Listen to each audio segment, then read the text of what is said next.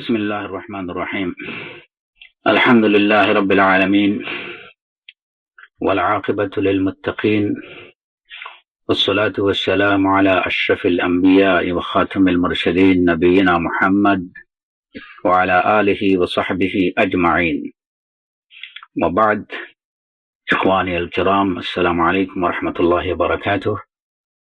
আজকে আমরা গত সপ্তাহে ইবনুল কাইয়্যিম রাহিমাহুল্লাহর যে কিতাব থেকে আমরা আলোচনা করছিলাম, ওই কিতাব থেকেই আলোচনা করব ইনশাআল্লাহ। উদ্দাতুস সাবিরিন ওয়া যাখিরাতুশ শাকিরিন থেকে। আজকের আলোচনার বিষয় প্রথমত সবরের অর্থ এবং সবরের তাৎপর্য সম্পর্কে আলোচনা করা হবে ইনশাআল্লাহ। আল্লাহ সুবহানাহু ওয়া তাআলা আত-তাওফীক ওয়াস সাদাদ। ইমাম ইবনুল কাইয়্যিম রাহিমাহুল্লাহ বলছেন যে সবরের শব্দের শাব্দিক অর্থ হচ্ছে বিরত রাখা অথবা আটকে রাখা, আবদ্ধ রাখা। এই শাব্দিক অর্থ থেকে সবর, শাব্দিক অর্থের দিক থেকে সবর বলা হয় নিজের মনকে, অন্তরকে উদ্বেগ থেকে, অভিযোগ থেকে, তারপরে গাল মুখ চেরা ফাড়া থেকে, কাপড় ফাড়া থেকে, মানে ছেঁড়া থেকে, এগুলা থেকে বিরত রাখা। শাব্দিক অর্থে এটা হচ্ছে সবর, এবং শাব্দিক অর্থের দিক থেকে এই বিষয়গুলো, এই কাজগুলো হলো সবর। অন্তরকে উদ্বেগ উৎকণ্ঠা থেকে, অভিযোগ থেকে, তারপরে নিজের শরীর গাল মুখ চেরা ফাড়া থেকে, কাপড় ছেঁড়া ফাড়া থেকে বিরত রাখা। এবং তার একদম শাব্দিক অর্থ হলো আল-মানউ ওয়াল হাবসু। আল-মানউ ওয়াল হাবসু, বিরত রাখা এবং আটকে রাখা বা আবদ্ধ রাখা। এই অর্থেই আবদ্ধ রাখা এবং আটকে রাখার অর্থে কোরআনে কারীমে সবর শব্দের ব্যবহার হয়েছে। সূরাতুল কাহফের 28 নম্বর আয়াতে আল্লাহ সুবহানাহু ওয়া তাআলা ইরশাদ করেছেন, ওয়াসবির নাফসাকা মা'আল্লাযীনা ইয়াদউনা রাব্বাহুম বিল-গাদাতি ওয়াল-আশিয়্যি ইউরিদুনা ওয়াজহাহ। ওয়াসবির নাফসাক আয়াতে আল্লাহ সুবহানাহু ওয়া তাআলা তার নবীকে নির্দেশ দিচ্ছেন যে আপনি তাদের সাথে নিজেকে আবদ্ধ রাখুন যারা তাদের পালনকর্তাকে আহ্বান করে পালনকর্তার সন্তুষ্টি লাভের উদ্দেশ্যে আপনি তাদের সাথে নিজেকে আবদ্ধ রাখুন। তাদের মানে তাদের সংসর্গে নিজেকে রাখুন। ওয়াসবির নাফসাক, তাহলে দেখা গেল যে এই আয়াতে সবর শব্দটা আবদ্ধ রাখা, আটকে রাখা, এই অর্থে ব্যবহৃত হয়েছে। যে নবী আপনি নিজেকে তাদের সাথে আবদ্ধ রাখুন যারা সকাল এবং সন্ধ্যায় তাদের রবকে, তাদের পালনকর্তাকে আহ্বান করে ডাকে তার সন্তুষ্টি লাভের উদ্দেশ্যে।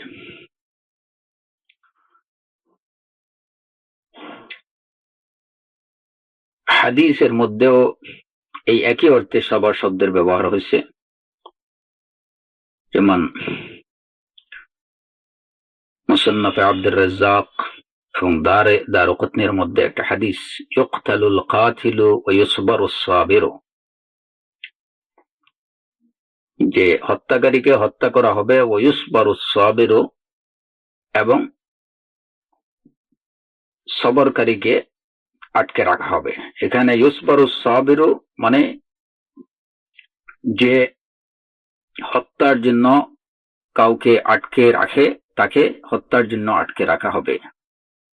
ইউসবারুস সাবিরু এর অর্থ হলো যে যদি কোনো লোক কাউকে হত্যার জন্য আটকে রাখে তাহলে তাকেও হত্যার জন্য আটকে রাখা হবে, আর যে সরাসরি হত্যা করবে তাকে হত্যা করা হবে। ইউকতালুল কাতিলু ওয়া ইউসবারুস সাবিরু। এই হাদিসেও দেখা যায় যে সবর শব্দটা আটকে রাখা, আবদ্ধ রাখার অর্থে ব্যবহৃত হয়েছে। এই সবর শব্দ এটা সবারা ইয়াসবিরু, সবারা ইয়াসবিরু অর্থাৎ তার ফিউচার এটা যদি বার্বটা যদি বার নিচে কাসরা দিয়ে যদি হয়, অর্থাৎ সবারা ইয়াসবিরু যদি হয়, তাহলে তার অর্থ হবে আল মানউ ওয়াল হাবসু, বিরত রাখা এবং বা আটকে রাখা। আর যদি কখনো কখনো সবারা ইয়াসবুরু ফিউচার ভার্বের গিয়ে যদি ফর্মে যদি এটা বার উপরে দাম্মা হয়, পেশ হয়, তাহলে এর অর্থ হয় যে দায়িত্ব নেয়া কিংবা দায়িত্বশীল হওয়া, এই অর্থে ব্যবহৃত হয়। যেমন যদি বলা হয়, সাধারণত আমরা বলি ইসবির, সবারা ইয়াসবিরু থেকে ইসবির, ধৈর্য ধারণ করো। এখানে বাড় নিচে কাসরা দিয়ে বেশিরভাগই এই শব্দটা ব্যবহৃত হয় এবং তাই বেশিরভাগ ক্ষেত্রেই এর অর্থ এই যে বিরত রাখা এবং আটকে রাখার অর্থেই ব্যবহৃত হয়। কখনো কখনো এটা বার উপরে দাম্মা দিয়ে হয়, এবং যদি দাম্মা দিয়ে তার ফিউচার ভার্বটা হয়, তাহলে তার এই যে আমরের শব্দটা হবে উসবুর, উনসুর থেকে এটা উসবুর হবে। উসবুর যদি হয়, তাহলে যেমন কেউ বলল উসবুরনি, যে এর অর্থ হবে ইজআলনি কাফিলান, যে আমাকে কাফিল বানাও। এই হলো সাধারণত এই সবর শব্দের যে দুইটা ফর্মে এটা ব্যবহৃত হয়, এই দুইটা ফর্মে ব্যবহৃত হলে তার যে ভিন্ন অর্থ, এই ভিন্ন অর্থের পার্থক্যটা করবে এই জায়গাতে হয়। সবারা ইয়াসবিরু যদি হয়, এটা আপনারা মনে রাখবেন সবাই, যে যদি সবারা ইয়াসবিরু হয়, তাহলে এটার অর্থ হবে বিরত রাখা, আবদ্ধ রাখা, আটকে রাখা। সবারা ইয়াসবুরু যদি হয়, তাহলে এর অর্থ হবে কফিল বানানো, দায়িত্ব দেয়া, কাউকে অভিভাবক বানানো, এই অর্থে ব্যবহৃত হবে। তো বেশিরভাগ অভিধান বেত্তা যারা, তাদের কথা হলো যে সবর শব্দের অর্থ মূলত আল মানউ ওয়াল হাবসু। কেউ কেউ বলেছেন যে সবর শব্দের অর্থ এটার মধ্যে মানে শক্তি এবং শক্ত অর্থে ব্যবহৃত হয়। যে কোনো জিনিসের মধ্যে যদি শক্ত ভাব পাওয়া যায় কিংবা কোনো কিছুর মধ্যে শক্তির বিষয় থাকে, তাহলে এই ক্ষেত্রে সবরের ব্যবহার হয়। যেমন সবর একটা আরবে একটা পরিচিত ঔষধ, এটা কি বলে, পরিচিত একটা ভেষজ ঔষধ, এটাকে সবর বলা হয়। এটা সবর বলার কারণ হলো যে এই ঔষধটা প্রচন্ড তিতা। তো তিতা হওয়ার কারণে এই যে তার মধ্যে প্রচন্ড তিক্ততা, যেটা এই তিক্ততা থাকার কারণে ওই ঔষধের নামটাই হলো সবর।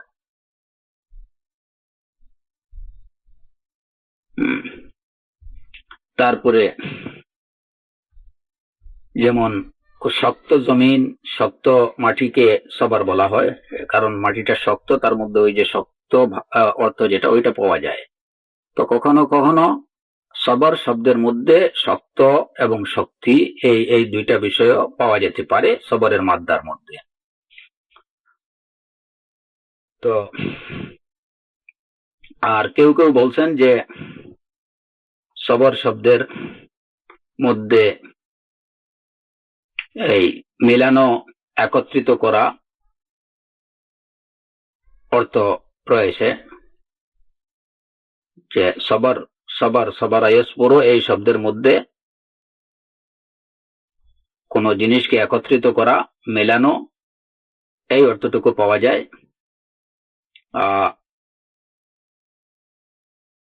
এই অর্থে সাবির বলা হয় বা ধৈর্য ধারণকারীকে ধৈর্য ধারণকারী বলা হয় এই কারণেই যে লোকটা তার যে উদ্বেগ, উৎকণ্ঠা এবং ধৈর্য এবং সহনশীলতা, এই দুইটাকে সে একত্রিত করে ফেলে। উদ্বেগ, উৎকণ্ঠাটাকে সে জমিয়ে রাখে। হ্যাঁ, এই কারণে ধৈর্য ধারণকারীকে সাবির বলা হয়।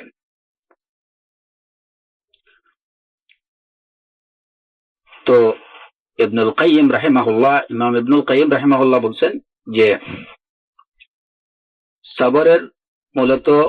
সবরের অর্থের মধ্যে এই 3-4টা বিষয় পাওয়া যায়।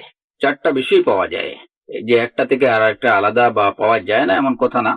আমরা সবরের বিষয়ে যে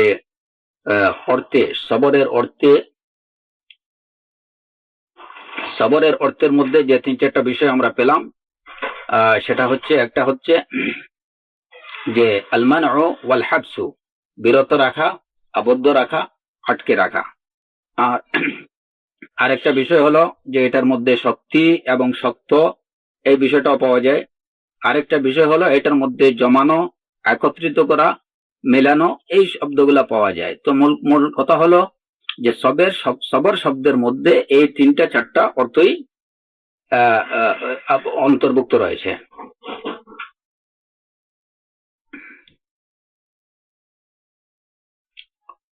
এই হলো সবর শব্দের অর্থ, শাব্দিক অর্থ। আর এখন আমাদের আলোচনা যেটা, সেটা হচ্ছে সবর শব্দের যে সবরের তাৎপর্য কি, সবর বলতে কি বোঝায়। সবরের তাৎপর্য হচ্ছে যে সবর এমন একটা গুণ, মানুষের অন্তরের মধ্যে এমন একটা গুণ, যে গুণটা তাকে খারাপ কাজ, অসুন্দর কাজ, বাজে কাজ করা থেকে তাকে বিরত রাখে। এটা হলো মানুষের অন্তরের একটা শক্তি, অভ্যন্তরীণ একটা শক্তি, যে শক্তির উপরে নির্ভর করে তার আচার আচরণের শুদ্ধতা এবং তার চালচলনের সঠিকতা, যে কাজের উপরে বা যে শক্তির উপরে নির্ভর করে সেই শক্তিকে, এটাই হলো সবরের মূল বিষয়। সবরের মূল বিষয় হচ্ছে যে মানুষের এটা একটা অভ্যন্তরীণ একটা এমন একটা গুণ, যে গুণটা মানুষকে মন্দ কাজ থেকে, অসুন্দর কাজ থেকে বিরত রাখে। এটা হলো মানুষের মনের মধ্যে এমন একটা শক্তি, যে শক্তির উপরে তার সবকিছু, তার চলাফেরা এবং তার অবস্থা, বিশুদ্ধতা এবং সঠিকতা নির্ভর করে। এই শক্তি যদি কারো মনের মধ্যে থাকে, সবরের শক্তি বা সবর যদি কারো মধ্যে থাকে, তাহলে দেখা যাবে যে সে খারাপ কাজ থেকে যেভাবে বিরত থাকবে, ঠিক তেমনি ভাবে তার যাবতীয় কাজকর্ম, জাগতিক অন্যান্য সব কাজকর্মই সঠিক এবং বিশুদ্ধ হবে। সে বিপদগামী হবে না এবং তার থেকে কোনো ধরনের বিভ্রান্তকর কাজকর্ম যেগুলা, এগুলা প্রকাশ পাবে না। জুনাইদ ইবনে মুহাম্মদ রাহিমাহুল্লাহকে জিজ্ঞেস করা হয়েছিল যে সবর কি, তো এর উত্তরে তিনি বলছিলেন তাজাররুল মারারাতি মিন গায়রি তাআব্বুসিন। তাজাররুল মারারা মিন গায়রি তাআব্বুস, যে সবর হচ্ছে কোন অত্যন্ত তিক্ত কোনো বিষয়, অত্যন্ত তিতা কোনো কিছুকে গিলে ফেলা, মিন গায়রি তাআব্বুসিন, কিন্তু গিলতে গিয়ে ব্রুকুটি না করা। যেমন অনেক সময় আসি যে আমরা তিতা কিছু খাই, কিন্তু নাক মুখ সবগুলা একদম জমে যায় বা ব্রুকুটি করি, যে এটার প্রতি একটা অনীহা নিজের মুখের মধ্যে, চোখের মধ্যে, নাকের মধ্যে একটা অনীহার ভাব প্রকাশ পায়। জুনাইদ বিন মুহাম্মদ তিনি বলতেছেন যে সবর হলো এই জিনিস, যে তুমি প্রচন্ড তিক্ত কোনো কিছুকে গিলে ফেলবে কিন্তু ব্রুকুটি করবে না, এটা তোমার চোখে মুখে প্রকাশ পাবে না, এটি হচ্ছে সবর। তো এই অর্থ দ্বারা উনি এটাই বুঝাইতে চাইছেন যে মানুষের উপরে যে বিপদ আপদ বা যে মুসিবত গুলা আসবে, এই মুসিবত গুলাকে সে স্বাভাবিকভাবে মেনে নেবে। তার থেকে তার আচার আচরণে, তার অঙ্গভঙ্গিতে, কথাবার্তায় এমন কিছু বিরক্তি ভাব কিংবা অনীহার ভাব প্রকাশ পাবে না। এটি হচ্ছে সবর।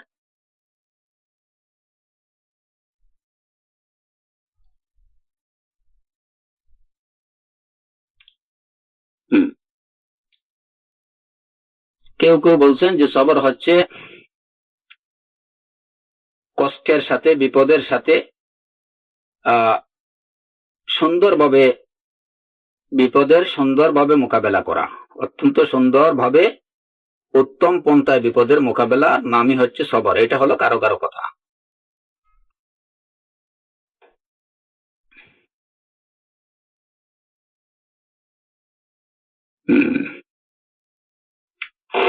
অন্য কেউ বলছেন যে আরো আরো অনেকে বলছেন যে সবর হচ্ছে, এটা হচ্ছে আল ইস্তিআনাতু বিল্লাহ। সবর হলো আল্লাহ সুবহানাহু ওয়া তাআলার কাছে সাহায্য প্রার্থনা করা। খাওয়াস রাহিমাহুল্লাহ উনি বলছেন যে সবর হচ্ছে আস-সাবাতু আলা আহকামিল কিতাবি ওয়াস সুন্নাহ। যে সবর হলো কোরআন এবং সুন্নাতের নির্দেশের উপরে অটল এবং অনড় থাকা, সুদৃঢ় থাকা, এটি হচ্ছে সবর।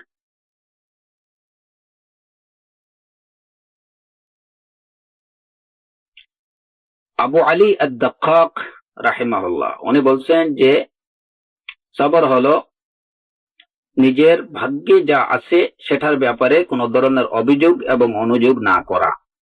সবর হলো যে নিজের ভাগ্যে যা আছে বা যা কিছু ঘটে এটার উপরে কোনো অভিযোগ বা অনুযোগ না করা। তবে নিজের দুঃখ বা কষ্টের প্রকাশটা অভিযোগের সুরে নয়, অভিযোগ না করে নিজের দুঃখ কষ্টের প্রকাশ করা, এটা কিন্তু সবরের বিপরীত না, এটা সবরের বিপরীত কাজ না।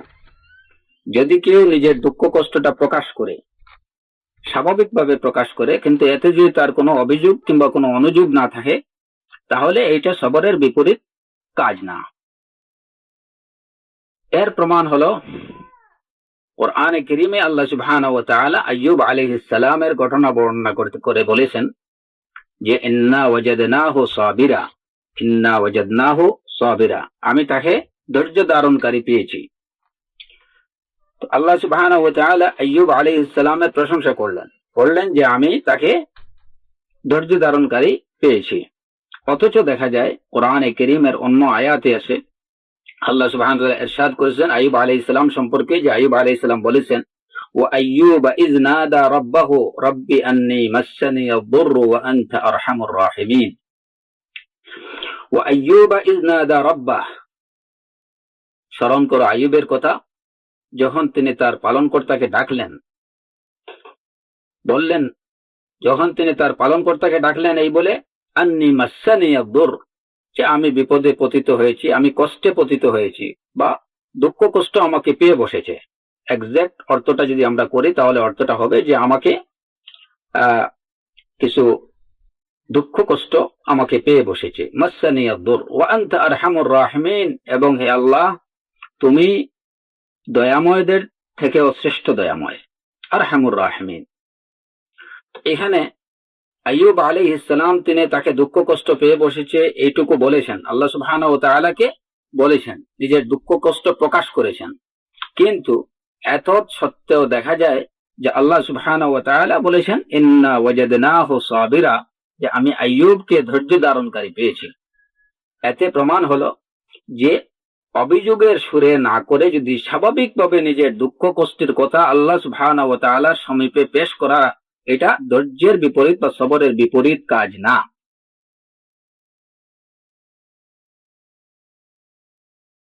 তো এই যে শিকায়াত, যদি কেউ শিকায়াত হলো অভিযোগের সুরে যদি না বলে, তাহলে সেটা ধৈর্যের বিপরীত, সবরের বিপরীত কাজ হবে না। এখন এই যে শিকায়াত, অভিযোগ হলো দুই ধরনের। একটা হলো অভিযোগের আরবি বলা হয় শাকওয়া, আমরা বাংলাতে অনেক সময় এটাকে বলতে পারি শিকায়াত। তো শাকওয়া এটা হলো দুই ধরনের। আশ-শাকওয়া ইলাল্লাহ, আল্লাহর কাছে কোনো কিছু নিজের অভিযোগ পেশ করা। আশ-শাকওয়া ইলাল্লাহ, নিজের কষ্টের কথা পেশ করা আল্লাহ সুবহানাহু ওয়া তাআলার কাছে। যেমন কোরআনে কারীমে ইয়াকুব আলাইহিস সালাম সম্পর্কে বর্ণিত হয়েছে যে আল্লাহ সুবহানাহু ওয়া তাআলা ইরশাদ করেছেন যে তিনি বলেছেন, ইয়াকুব আলাইহিস সালাম বলেছিলেন ইন্নামা আশকু বাসসি ওয়া হুজনি ইলাল্লাহ। সূরাত ইউসুফের 86 নম্বর আয়াতে ইরশাদ হয়েছে যে ইয়াকুব আলাইহিস সালাম বলেছিলেন, ইন্নামা আশকু বাসসি ওয়া হুজনি ইলাল্লাহ, আমি আমার কষ্টের কথা, আমি আমার চিন্তার কথা আমার আল্লাহর কাছে, ইলাল্লাহ, আল্লাহর কাছে আমি সমীপে পেশ করছি। আমি আমার কষ্টের কথা, আমার চিন্তার কথা, আমার দুঃখের কথা আল্লাহর সমীপে পেশ করছি। এখানে তিনি তার দুঃখে কষ্টের কথা আল্লাহর সমীপে পেশ করছেন। শিখওয়া ইলাল্লাহ, আল্লাহর কাছে নিজের দুঃখ কষ্টকে পেশ করা হয়েছে। অথচ দেখা যায় যে একদিকে তিনি বলছেন যে আমার দুঃখের কষ্টের কথা আল্লাহর সমীপে পেশ করছি, আবার দেখা যায় যে এই ইয়াকুব আলাইহিস সালাম তিনি নিজেই বলছেন ফাসাবরুন জামিলুন, ফাসাবরুন জামিল, যে ধৈর্য ধারণই আমার জন্য উত্তম। এখন প্রশ্ন হলো যে যদি উনি বললেন কোরআনে কারীমের এই সূরাত ইউসুফের আয়াতে আল্লাহ সুবহানাহু ওয়া তাআলা ইরশাদ করেছেন ইয়াকুব আলাইহিস সালাম সম্পর্কে, যে তিনি বললেন ফাসাবরুন জামিল, যে ধৈর্য ধারণই উত্তম আমার জন্য। তো ধৈর্য ধারণ যদি ওনার জন্য উত্তম হয়ে থাকে, এটুকু বলার পরে উনি কিভাবে বললেন ইন্নামা আশকু বাসসি ওয়া হুজনি ইলাল্লাহ, যে আমি আমার কষ্টের কথা, আমি আমার চিন্তার দুঃখের কথা, চিন্তার কথা আল্লাহর সমীপে পেশ করছি। তো পেশ করার পরেও যখন উনি বললেন যে ফাসাবরুন জামিল, যে ধৈর্য ধারণই উত্তম, এতে প্রমাণিত হয় যে আল্লাহ সুবহানাহু ওয়া তাআলার কাছে নিজের সমস্যার কথা পেশ করা এটা সবরের বিরোধী কাজ না। তারপরে এই আগে যে আমরা আয়াত তিলাওয়াত করলাম আইয়ুব আলাইহিস সালাম সম্পর্কে, মাসসানিয়া দুররু, তিনি বললেন আল্লাহ সুবহানাহু ওয়া তাআলার কাছে বললেন যে আমাকে দুঃখ কষ্ট পেয়ে বসেছে। অথচ এইটুকু বলার পরেও দেখা যায় আইয়ুব আলাইহিস সালাম সম্পর্কে আল্লাহ সুবহানাহু ওয়া তাআলা বললেন ইন্না ওয়াজাদনাহু সাবিরা, আমি তাকে ধৈর্য ধারণকারী হিসাবে পেয়েছি। সাইয়্যিদুস সাবিরিন মুহাম্মদুর রাসূলুল্লাহ সাল্লাল্লাহু আলাইহি ওয়াসাল্লাম, তিনিও আল্লাহ সুবহানাহু ওয়া তাআলার কাছে নিজের সমস্যার কথা পেশ করেছেন।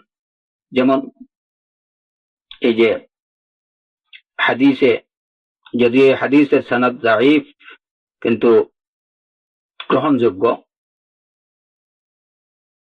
একটা হাদিসে বর্ণিত রয়েছে রাসূল সাল্লাল্লাহু আলাইহি ওয়াসাল্লাম বলেছেন, আল্লাহুম্মা আশকু ইলাইকা যু'ফা কুওয়াতি ওয়া কিল্লাতা হিলাতি ওয়া হাওয়ানি আলান নাস, যে হে আল্লাহ, আমি আমার শক্তির সামর্থ্যের দুর্বলতার কথা তোমার কাছে, শক্তির দুর্বলতা, সামর্থ্যের অপর্যাপ্ততার কথা তোমার কাছে আমি পেশ করছি। তো এই যে নিজের অভাবের কথা, দুর্বলতার কথা, শক্তিহীনতার কথা আল্লাহ সুবহানাহু ওয়া তাআলার কাছে রাসূলুল্লাহ সাল্লাল্লাহু আলাইহি ওয়াসাল্লাম পেশ করলেন। তো যদি আল্লাহ রাব্বুল আলামিনের কাছে নিজের অভাব, অভিযোগ, অভাব, অনটনের কথা, নিজের দুঃখ কষ্টের কথা পেশ করা, এটা যদি সবরের বিরোধী কাজ হতো, তাহলে অবশ্যই মুহাম্মদুর রাসূলুল্লাহ সাল্লাল্লাহু আলাইহি ওয়াসাল্লাম এবং অন্যান্য আম্বিয়া আলাইহিমুস সালাতু ওয়াস সালামগণ এটা করতেন না।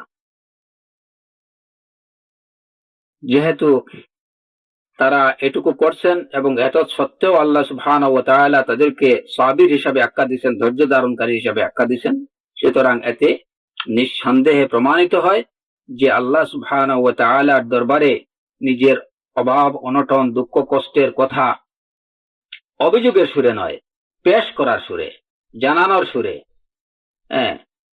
এইটার প্রতি বিরক্তি ভাব নিয়ে নয়, বরং সাবলীল ভাবে আল্লাহ সুবহানাহু ওয়া তাআলার কাছে নিজের ফরিয়াদ পেশ করা, এটা সবরের বিপরীত কাজ নয়।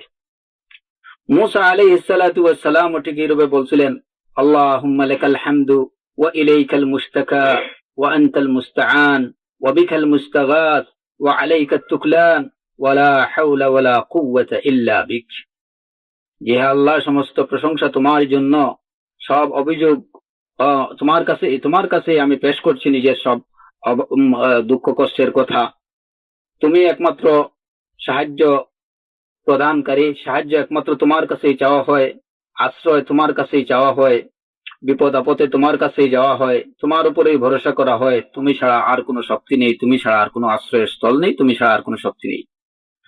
তো এই যে এখানে দেখা যায় যে মুসা আলাইহিস সালামও নিজের বিপদ আপদ অভাব এই সব বিষয়গুলো আল্লাহ সুবহানাহু ওয়া তাআলার সমীপে পেশ করেছিলেন। তো এতে বোঝা গেল যে আশ-শাকওয়া ইলাল্লাহ, আশ-শাকওয়া ইলাল্লাহ, আল্লাহর কাছে নিজের অবস্থা তুলে ধরা, পেশ করা, এটা সবরের বিপরীত কাজ নয়। আর আরেকটা শাকওয়া হলো যে নিজের অবস্থা নিয়ে অত্যন্ত উদ্বেগ এবং উৎকণ্ঠিত হয়ে কথায় কিংবা অবস্থায় এটা প্রকাশ করা, নিজের অবস্থা দিয়ে হালচাল দিয়ে, যেমন কেউ হয়তো বিপদে পড়লো, মুখে হয়তো কিছু বলতেছে না, কিন্তু নিজের একদম গাল মুখ ছিঁড়ে কিংবা ওয়ালের মধ্যে নিজের মাথা ঠুকে মাথা ফাটিয়ে দিচ্ছে, হাত পা ছুড়াছুড়ি করতেছে। তো এর দ্বারা সে তার যে উপর যে বিপদ বা যে মুসিবত পড়ছে ওইটার প্রতি সে তার অভিযোগ এবং এটার প্রতি তার বিরক্তি বা প্রকাশ করতেছে। কিংবা কেউ হয়তো নিজের অভাব অভিযোগের কথা অত্যন্ত দুঃখের সাথে কিংবা এইটার প্রতি অভিযোগের সুরে পেশ করতেছে, যেমন কেউ বলছে যে যে আমার হয়তো এই চাকরিটা হলো না, এর জন্য কত কষ্ট করলাম, কত জায়গায় ধর্ণা দিলাম, আজকে কতদিন ধরে এই চাকরিটার জন্য হাঁটাহাঁটি করলাম, কিন্তু শেষ পর্যন্ত আমার এই চাকরিটা হলো না, এটা আমি এর জন্য আমি একদম খুব আপসেট বা খুব ইমোশনাল হয়ে পড়া, এইটা ভাষায় প্রকাশ করা, দুঃখবোধ, এটার জন্য দুঃখবোধ করা, এই হলো এক ধরনের অভিযোগ। এই অভিযোগটা সবরের সম্পূর্ণ বিপরীত। এই ধরনের অভিযোগ, আর এটা হয়তো মুখে কেউ বলতেছে যে কেন আমার এই বিপদ হয়ে গেল, হায় হুতাশ করা, মুখে এটা প্রকাশ করা, অথবা মুখে প্রকাশ না করে নিজের বডি ল্যাঙ্গুয়েজ দ্বারা সেটা প্রকাশ করা। তো এই ধরনের অভিযোগ এটা সম্পূর্ণরূপে নিষিদ্ধ এবং এটা সবরের বিপরীত। তারপরেও ইমাম ইবনুল কাইয়িম রাহিমাহুল্লাহ বলেছেন যে এই কিতাবে ইনশাআল্লাহ পরবর্তীতে আশ-শাকওয়া ইলাল্লাহ ওয়াশ-শাকওয়া শাকওয়াল মুবতালা, এই দুইটার মধ্যে শাকওয়া এবং শাকওয়া ইলাইহি, শাকওয়া হু এবং শাকওয়া ইলাইহি, এই দুইটার মধ্যে কি পার্থক্য, এটা ইনশাআল্লাহ এই বইয়ের পরবর্তী অধ্যায়ে আলোচনা, এ বিষয়ে আলোচনা আসবে ইনশাআল্লাহ।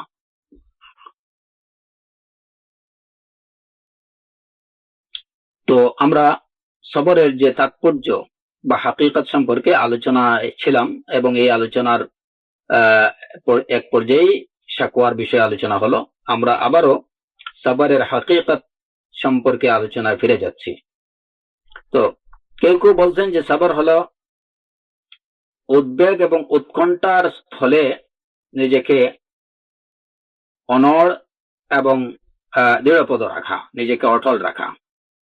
যে জায়গাতে একজন মানুষের উদ্বেগিত অথবা উৎকণ্ঠিত হয়ে যাওয়ার কথা, উদ্বেগ, উৎকণ্ঠা, সংশয়, এই সমস্ত জায়গায় উদ্বেগ, উৎকণ্ঠা, সংশয়, সন্দেহ, সংশয়, এই সমস্ত ক্ষেত্রে নিজেকে অনড় এবং অটল রাখা, এটা হচ্ছে সবর। এটা কেউ কেউ বলছেন। তো মূলত সবরের বিষয়ে, সবরের তাৎপর্য বিষয়ে আরো অনেকেই অনেকভাবে এটার ব্যাখ্যা দিয়েছেন। এর মধ্যে প্রধান বিষয়গুলো এখানে আলোচনা হলো। তারপরে আরো দুই একটা বিষয় সবরের তাৎপর্য সম্পর্কে যেমন আমাদের জানা দরকার যে সবর হলো এই যে সবর এবং আনসাস, এটার বাংলা কি বলা যায়, উদ্বেগ, এই দুটা হলো পরস্পর বিপরীত জিনিস। সবরের সাথে কখনো উদ্বেগ থাকতে পারে না, উৎকণ্ঠা থাকতে পারে না। সবরের সম্পূর্ণ বিপরীত বিষয় হলো উদ্বেগ, উৎকণ্ঠা। যেমন কোরআনে কারীমে সূরা ইব্রাহিমের 21 নম্বর আয়াতে আল্লাহ সুবহানাহু ওয়া তাআলা ইরশাদ করেছেন, وبرزوا لله جميعا فقال الضعفاء للذين استكبروا إنا كنا لكم تبعا فهل أنتم مغنون عنا من عذاب الله من شيء قالوا لو هدانا الله لهديناكم سواء علينا أجزعنا أم صبرنا ما لنا من محيص। এখানে আমাদের মূল যে বিষয়টা দেখা দরকার সেটা হচ্ছে সাওয়াউন আলাইনা আজাজি'না আম সাবারনা মা লানা মিন মাহিস। আমাদের জন্য সমান যে আমরা উৎকণ্ঠিত হই কিংবা ধৈর্য ধারণ করি, দুইটি আমাদের জন্য সমান। মা লানা মিন মাহিস, আমাদের রেহাই নেই। মা লানা মিন মাহিস আয়াতের এই অংশটুকু বোঝার জন্য এর আগের যে অংশটুকু আমরা তিলাওয়াত করলাম সেটার অর্থ আপনারা দেখলেই বুঝতে পারবেন সহজে। ওয়া বারাজু লিল্লাহি জামিআ, কিয়ামতের দিনের কথা বলা হচ্ছে, যেদিন মানুষ আল্লাহর সামনে দাঁড়াবে, সকল মানুষ। ওয়া বারাজু লিল্লাহি জামিআ, সবাই যখন আল্লাহর সামনে দাঁড়াবে। ফাকালা আদ-দুআফাউ লিল্লাযিনা ইসতাকবারু, তখন দুর্বলরা তাদের বড়দেরকে বলবে, ইন্না কুন্না লাকুম তাবা, আমরা তোমাদের অনুসারী ছিলাম। দুনিয়াতে আমরা তোমাদের অনুসারী ছিলাম, আকাবিরদের অনুসারী ছিল। ফাহাল আনতুম মুগনুনা আন্না মিন আযাবিল্লাহি মিন শাই, অতএব তোমরা কি আমাদেরকে আল্লাহর আযাব থেকে কিছুমাত্র আমাদেরকে রেহাই দিতে পারো না? রেহাই দিতে পারবে? ফাহাল আনতুম মুগনুনা আন্না মিন আযাবিল্লাহি মিন শাই, তখন তারা উত্তরে বলবে, লাউ হাদানাল্লাহ, ক্বালু লাউ হাদানাল্লাহু লাহাদাইনাকুম, আমরা যদি হেদায়েত পেতাম তাহলে তোমাদেরকে হেদায়েত দিতাম। সাওয়াউন আলাইনা, অতএব সাওয়াউন আলাইনা জাযি'না আম সাবারনা, এই বিষয়টা নিয়ে উৎকণ্ঠিত হই আর সবর ধৈর্য ধারণ করি, দুইটি আমাদের জন্য সমান, কারণ আমাদের তো রেহাই নেই, আমাদের রেহাই নেই। সুতরাং ধৈর্য ধারণ করি বা নাই করি, দুইটি আমাদের জন্য সমান। তো এখানে আমাদের আলোচনার যে বিষয়টা হলো সেটা হলো যে জাযা এবং সবর, জাযা এবং সবর, উদ্বেগ, উৎকণ্ঠা এইটা এবং ধৈর্য ধারণ, এই দুইটা পরস্পর বিরোধী বিষয়। জাযা, উদ্বেগ উৎকণ্ঠার সহযাত্রী হলো দুর্বলতা, আর সবরের সহযাত্রী হলো স্টেবলনেস, স্মার্টনেস। যদি জাযাকে জিজ্ঞেস করা হয়, উদ্বেগ উৎকণ্ঠাকে যদি জিজ্ঞেস করা হয় কে তোমার বাবা, তাহলে সে উত্তরে বলবে যে আমার বাবা হলো দুর্বলতা। আর যদি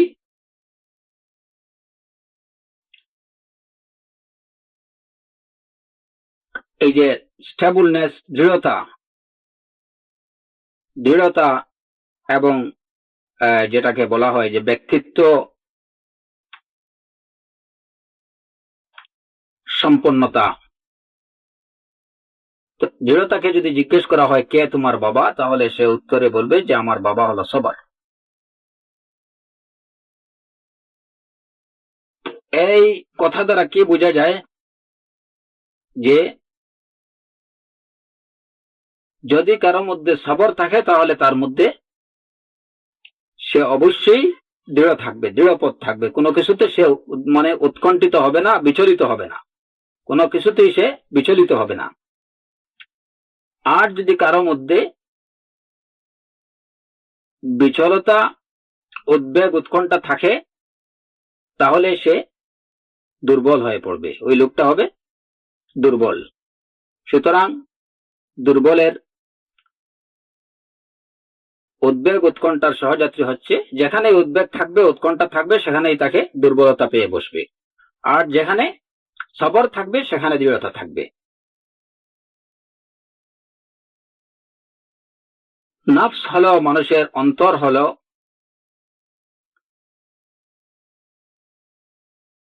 একটা বাহন। এই বাহন তাকে হয়তো জান্নাতের দিকে নিয়ে যাবে অথবা তাকে জাহান্নামের দিকে নিয়ে যাবে। আর এই বাহনের লাগাম হলো সবর। সবর এটা খুব সহজ জিনিস না। সবর এটা অত্যন্ত গুরুত্বপূর্ণ একটা বিষয়। নফসের বাহনে চড়েই মানুষ হয়তো জান্নাতে যায় কিংবা জাহান্নামে যায়। নফস যদি মুতমাইন্না হয় তাহলে এই নফসটা তাকে জান্নাতে নিয়ে যাবে। নফস যদি আম্মারা হয় অথবা লাওয়ামা হয় তাহলে সেটা তাকে জাহান্নামের পথে ধাবিত করবে।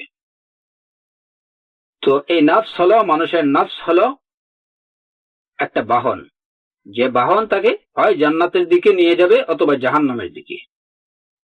আর এই বাহনকে নিয়ন্ত্রণ করার বস্তু হলো, এই বাহনের লাগাম হলো সবর।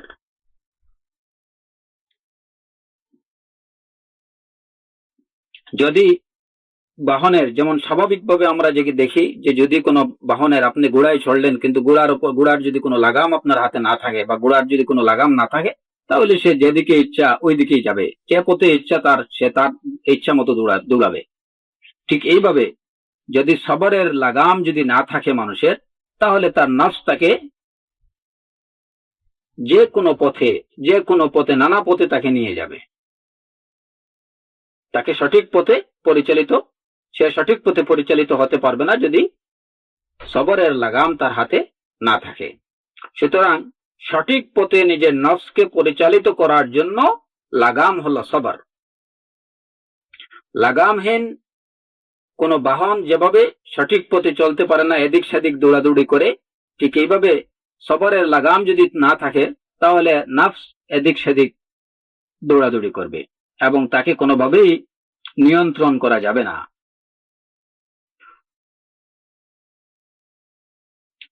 ইমাম ইবনুল কাইয়িম রাহিমাহুল্লাহ বলছেন যে নফসের মধ্যে দুটো শক্তি আছে। নফসের মধ্যে দুটো শক্তি, একটা হলো অ্যাডভান্সমেন্ট, অগ্রগামী বা অগ্রসর হওয়ার একটা শক্তি, আর আরেকটা হলো যেটা অ্যাবস্টেনশন বা বিরত থাকার একটা শক্তি।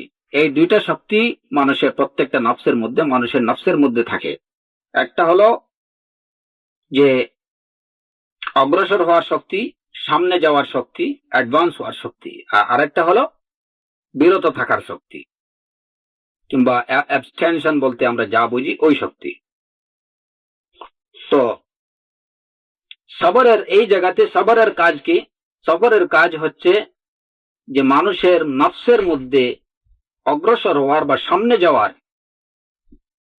যে শক্তি আছে, এই শক্তিটাকে ভালোর দিকে নিয়ে যাওয়া। সে অবশ্যই অগ্রসর হবে, কিন্তু কোন দিকে?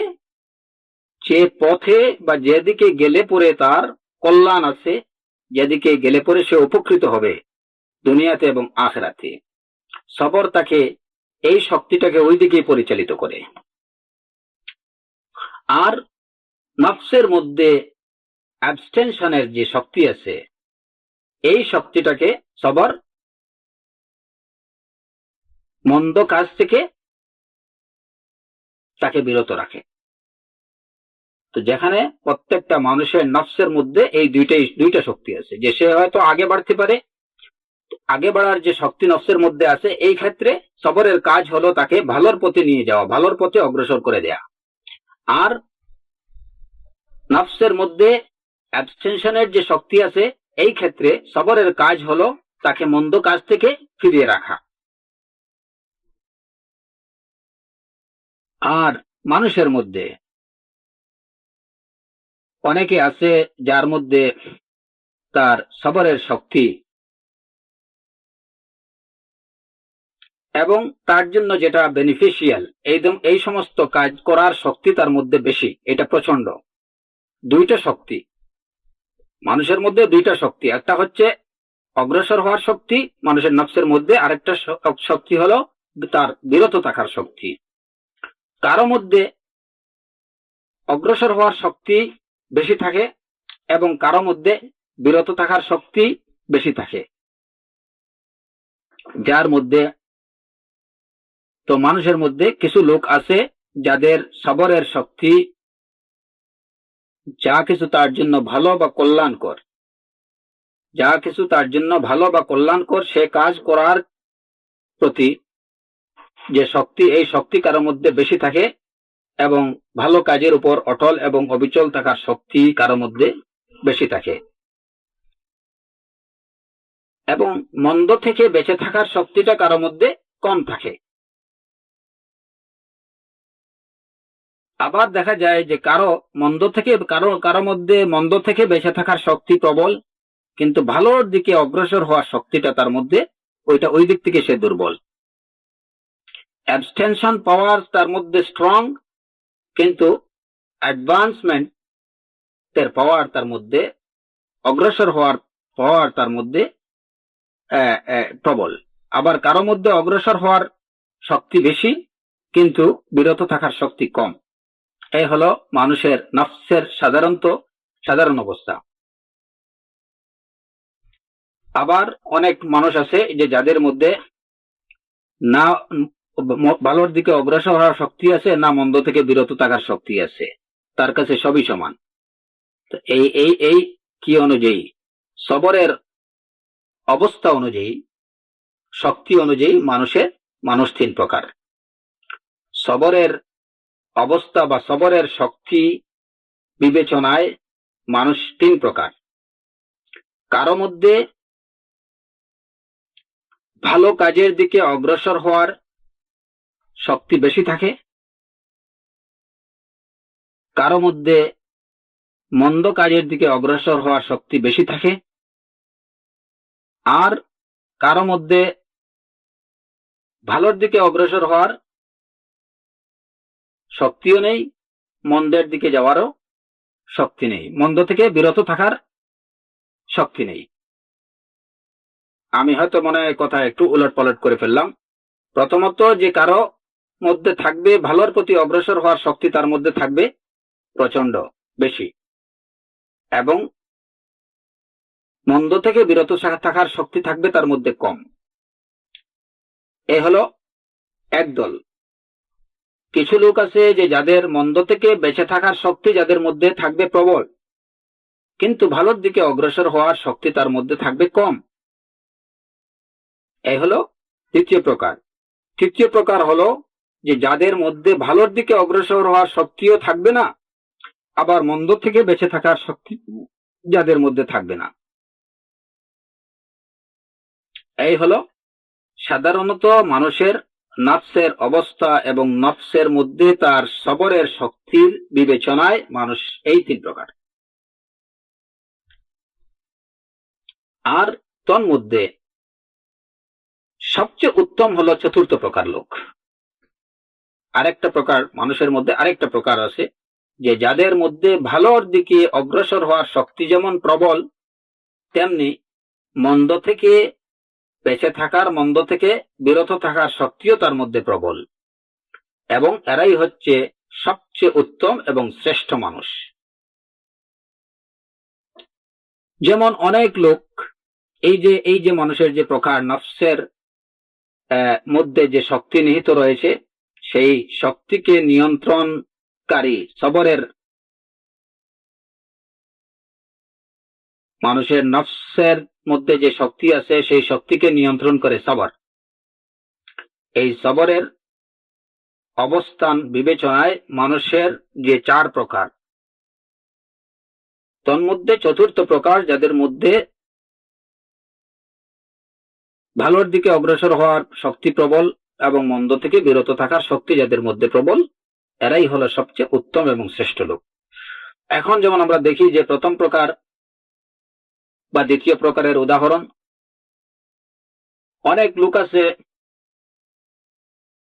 যারা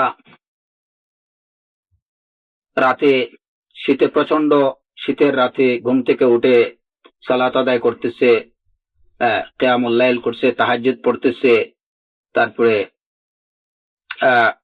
নফল ইবাদত বন্দেগী অনেক বেশি, এগুলা অনেক করতেছে, তাহলে এই গুণগুলা বা এই শক্তিটা তার মধ্যে আছে যে রাতের প্রচন্ড ঠান্ডা তাকে ঘুম থেকে উঠতে, অজু করতে, করা থেকে বিরত রাখতে পারতেছে না, সেই ঠান্ডার মধ্যে উঠতেছে, সালাত আদায় করতেছে, তিলাওয়াতুল কোরআন করতেছে, সবই ঠিক আছে। কিন্তু নিষিদ্ধ বিষয়ের প্রতি, নিষিদ্ধ বস্তুর প্রতি থেকে নিজের চোখকে রক্ষার শক্তি তার মধ্যে নেই। রাতের বেলা ইবাদত বন্দেগী করতেছে, কিন্তু দিনের বেলা দেখা যাচ্ছে যে সে নিষিদ্ধ বস্তুর দিকে তাকাইতেছে, কিংবা সুদের লেনদেন করতেছে, ঘুষের লেনদেন করতেছে, এইগুলা থেকে সে নিজেকে বাঁচিয়ে রাখতে পারতেছে না। তাহলে এটা হলো প্রথম প্রকার লোক, যে যার মধ্যে ভালোর প্রতি অগ্রসর হওয়ার শক্তি প্রবল, কিন্তু মন্দ থেকে নিজেকে বিরত রাখার শক্তিটা তার মধ্যে দুর্বল। ভালো কাজ করতেছে, অনেক কষ্ট করতেছে, যেমন সে দেখা যায় যে হয়তো প্রত্যেক মাসে 1 সপ্তাহ, 10 দিন রোজা রাখতেছে, এই যে রোজার কষ্ট, সালাতের কষ্ট, এগুলা সে অনায়াসে সহ্য করতে পারতেছে, কিন্তু দিনের বেলা সে হারাম জিনিসের প্রতি তাকানো, কিংবা সুদ ঘুষের লেনদেন, এইগুলা থেকে সে বিরত থাকতে পারতেছে না। তাহলে বোঝা গেল যে মন্দ থেকে বেঁচে থাকার শক্তিটা তার মধ্যে দুর্বল। আবার অনেকে আছে যে এই যে রাতের বেলা উঠে কিয়াম কিংবা দিনের বেলা সিয়াম, এইগুলাতে সে নেই, এইগুলা করতে সে পারতেছে না। হ্যাঁ, কিন্তু এই যে অযাচিত কিংবা নিষিদ্ধ বিষয়ের প্রতি, বস্তুর প্রতি তাকানো, সুদ বা ঘুষ, এইগুলার লেনদেন থেকে সে এইগুলা থেকে কি থাকতেছে, বিরত থাকতেছে। তাহলে এই ধরনের লোক হলো, এরা হলো দ্বিতীয় প্রকার, যে যাদের মধ্যে মন্দ থেকে বেঁচে থাকার শক্তি তার মধ্যে প্রবল, কিন্তু ভালোর প্রতি অ্যাডভান্স হওয়ার, অগ্রসর হওয়ার শক্তি তার মধ্যে দুর্বল। এটা আমরা প্রায় দেখি মানুষের মধ্যে, অনেক লোক আছে, হ্যাঁ, যে যারা নফল ইবাদত বন্দেগী করে, হ্যাঁ, কিংবা আমাদের দেশেই দেখা যায় যে অনেকে আছে যে সারাদিন এই যে সিয়াম রোজা রাখতে পারে, কিন্তু সালাতের বেলায় তার কষ্ট হয়। যদিও সারাদিন না খেয়ে পানাহার না করে রোজা রাখাটা বেশ কষ্টকর, সালাতের তুলনায় যদিও এটা অনেক কষ্টকর, কিন্তু ওইটা সে করতে পারতেছে, অথচ সালাতের বিষয়টা যেখানে কোনো কষ্টই না, এটা সে করতে পারতেছে না। এইভাবে মানুষের এই যে দুই প্রকারের দেখা মেলে অহরহ। আর যেমন সে অনেক লোক সাধারণ খারাপ জিনিস থেকে সে বেঁচে থাকতেছে, কিন্তু ভালো কাজ করা, যেমন আমর বিল মারুফ, নাহি আনিল মুনকার, কাফের মুশরিক মুনাফিকদের বিরুদ্ধে জিহাদ, এই সমস্ত বিষয়ের দিকে সে যেতে চায় না। আমর বিল মারুফ করা, ভালো কাজের দাওয়াত দেয়া, এরপরে দ্বীনি শিক্ষা অর্জন করা, এগুলা তার কাছে মনে হয় মহাভারতের মতো। কিন্তু সে খারাপ কাজ থেকে বেঁচে থাকতেছে। এটাও মানুষের এই ধরনের কিছু লোক আছে। তো বেশিরভাগ মানুষই হলো যাদের এই দুই প্রকারের উপরেই, এই দুইটা বিষয়ের উপরেই যাদের সবর নেই, অর্থাৎ অধিকাংশ মানুষ যাদের ভালো কাজের প্রতি অগ্রসর হওয়ার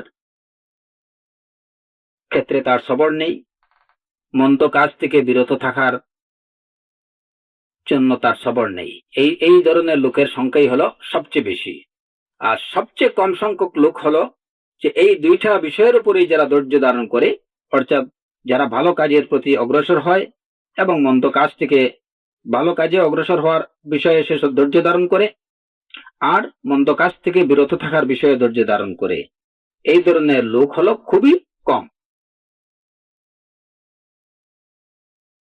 তো এই ভালো কাজের প্রতি অগ্রসর হওয়া, মন্দ কাজ থেকে বিরত থাকা। এই যে বিষয়টা, এই বিষয়টার অর্থ হলো, বা এটা দিয়ে এটাই বোঝা যায় যে আসলে মানুষের নেচারের মধ্যে, মানুষের তবিয়তের মধ্যে, মানুষের তবিয়ত অনেক কিছু পছন্দ করে, অনেক কিছু চায়। এই জায়গাতে দিন এবং বিবেক, শরীয়ত এবং বিবেক তাকে অনেক কিছু থেকে বাধা দেয়, তাকে বাধাগ্রস্ত করে। নতুবা মানুষের মন, নফস অনেক কিছু চায়, ভালো মন্দ অনেক কিছু চায়, আর শরীয়ত তাকে এই জায়গাতে কিছু রেস্ট্রিকশন দিয়ে দেয়, তাকে বাধা দেয় যে না, তুমি এটা করতে পারবে না। সুস্থ বিবেক, তোমার শরীয়ত বাধা দেয় যে এটা তোমার জন্য হারাম, এটা তোমার জন্য নাজায়েজ, এটা তোমার জন্য মাকরুহ, এটা তুমি করতে পারবে না। আর নফস চায় যে আমার জন্য সবকিছু উন্মুক্ত হোক, যা ইচ্ছা আমি তাই করি। সুস্থ বিবেক মানুষকে অনেক কিছু করতে বাধা দেয়, সুস্থ বিবেক। অসুস্থ বিবেক, এটা নিয়ে কোনো প্রশ্ন নাই। অসুস্থ বিবেক সেটা হলো যা ইচ্ছা তাই করো। কিন্তু সুস্থ বিবেক এবং দ্বীন মানুষকে তার নফস যা চায় তা করতে অনেক ক্ষেত্রেই বাধা দেয়। এর জন্য নফসের মধ্যে এবং দ্বীন আর সুস্থ বিবেক এবং দ্বীনের সাথে নফসের যুদ্ধ অহরহ লেগেই থাকে। একটা মানুষের নফসের সাথে সুস্থ বিবেক, আকল এবং দ্বীনের যুদ্ধ লেগেই থাকে। আর এই হারব হল কি সিজালুন, এই হারবটা তাদের মধ্যে সিজাল। আল হারবু সিজালুন। কখনো এই সিজাল বলা হয় কি, যে কখনো এই যুদ্ধে নফস জয়ী হয়, আর কখনো তার বিবেক কিংবা তার দ্বীন জয়ী হয়। যুদ্ধে কখনো দেখা যায় যে তার নফস জয়ী হয়ে গেছে, সে দ্বীনের রেস্ট্রিকশন মানেনি, দ্বীন তাকে নিষেধ করছে, তুমি হারাম খেও না, তুমি সুদ খেও না, তুমি সুদ ঘুষের লেনদেন করো না। কিন্তু যুদ্ধ চলতেছে, নফসের সাথে তার যুদ্ধ চলতেছে, দ্বীন বলতেছে এটা করা যাবে না, নফস বলতেছে যে না, অনেক টাকা পয়সা তুমি পাচ্ছ, সুতরাং সুদ ঘুষের লেনদেনটা তুমি বাদ দিও না। এই যুদ্ধ চলছে নফসের মধ্যে এবং দ্বীনের মধ্যে। দেখা গেল যে শেষ পর্যন্ত এই লোক বলতেছে, যে কোনো ভাবেই শয়তান তাকে প্রতারিত করলো, সে বলল আচ্ছা ঠিক আছে, আপাতত চলো, পরে এটা না হয় এক সময় বাদ দিয়ে দেব। তো এই জায়গাতে দেখা গেল যে শেষ পর্যন্ত দ্বীন এবং তার আকল বিজিত হয়ে গেছে, হারিয়ে গেছে, এবং তার নফস বিজয়ী হয়ে গেছে। আবার কখনো দেখা যায় যে না, একজন তার নফসটাকে বলতেছে যে না, তুমি এটা করো, তুমি সুদ ঘুষের লেনদেন নাও করো, এতে তুমি খুব কম সময় অনেক বেশি আর্ন করতে পারবা। কিন্তু ওই জায়গাতে তার দ্বীন বিজয়ী হয়ে যাচ্ছে, সে আল্লাহ সুবহানাহু ওয়া তাআলার তাকওয়া তার মধ্যে প্রবল হয়ে যাচ্ছে। সে বলতেছে যে না, আমার এই জাগতিক এই সুখ সমৃদ্ধি, এটা এত টাকা পয়সার আমার দরকার নেই, আমার আল্লাহ সুবহানাহু ওয়া তাআলার কাছে আমার দাঁড়াতে হবে, তার সামনে গিয়ে দাঁড়াতে হবে, আমার সবকিছুর জবাব দিতে হবে, সুতরাং আমি এটাতে নেই। এই জায়গাতে দেখা যায় যে তার দ্বীন বিজয়ী হয়ে যাচ্ছে। তো এই যুদ্ধ মানুষের সাথে, মানুষের নফসের সাথে সুস্থ বিবেক এবং দ্বীনের এই যুদ্ধ, এটা অহরহ চলে। কখনো দ্বীন এবং সুস্থ বিবেক বিজয়ী হয়, আবার কখনো নফস বিজয়ী হয়। ওয়া সাল্লাল্লাহু আলা নবিয়িনা মুহাম্মদ ওয়া আলা আলিহি ওয়া সাহবিহি আজমাইন।